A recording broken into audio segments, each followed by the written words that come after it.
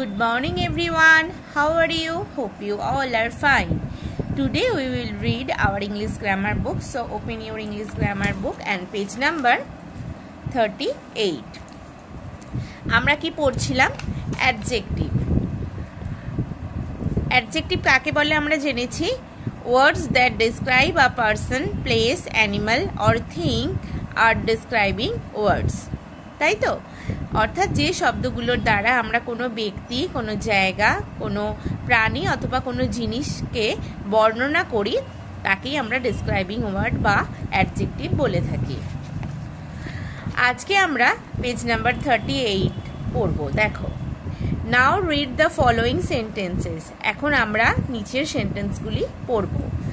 গুঞ্জন is fat but Kamran is thin. এখানে adjective কোনগুলি? ফ্যাট আর thin. The giraffe is tall but the rabbit is short. বুঝতেই পারছো এখানে টল আর শর্ট হচ্ছে adjective. The cap is red but the kite is blue. এখানে কালার বুঝিয়েছে, আমরা এর আগের দিন পড়িয়েছি যে কালারও হচ্ছে adjective. The girl is kind but the boy is cruel. মেয়েটি কি? দয়ালু, আর ছেলেটি হচ্ছে নিষ্ঠুর।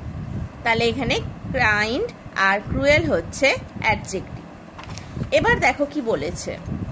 In the above sentences the adjectives fat, thin, tall, short, red, blue, kind and cruel come after the nouns Gunjan, Kamran, giraffe, rabbit, cat, kite, girl and boy.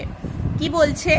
উপরের সেন্টেন্সগুলিতে যে অ্যাডজেক্টিভগুলি রয়েছে অর্থাৎ fat, thin, tall, short, red, blue, kind, cruel, এই অ্যাডজেক্টিভগুলো কার পর আসছে?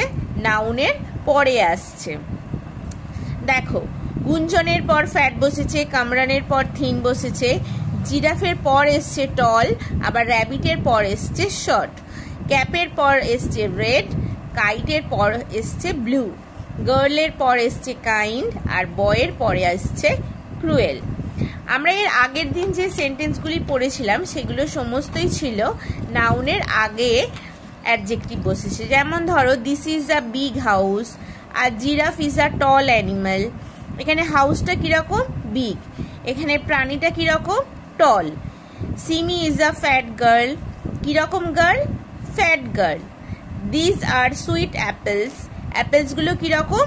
Sweet. He is drinking hot tea. সে কিরকম চা পান করছে? হট, মানে গরম চা পান করছে।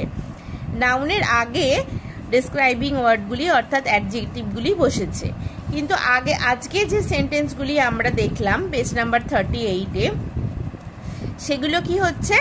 নাউনের পরে অ্যাডজেক্টিভ বা ডেসক্রাইবিং ওয়ার্ডগুলি বসেছে।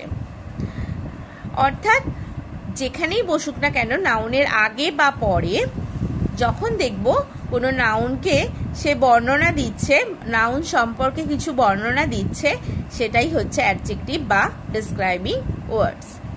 এইটুকুই তোমাদের পড়া থাকবে। তোমরা ভালো করে পড়বে, বুঝতে সমস্যা হলে আমার থেকে ক্লাসরুমে জেনে নেবে। সকলে ভালো থাকবে। বাই।